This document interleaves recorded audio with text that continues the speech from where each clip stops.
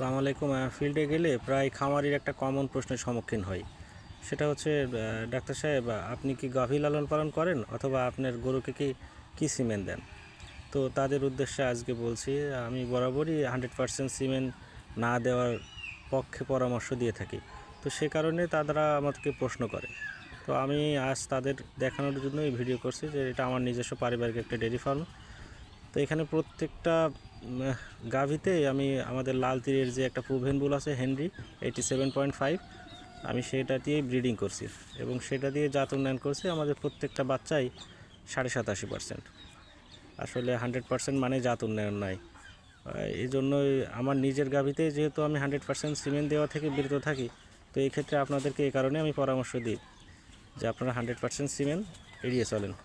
তো এটা অনেক সুন্দর এবং আমার এখানে 10 লিটার প্লাস দুধ দিচ্ছে।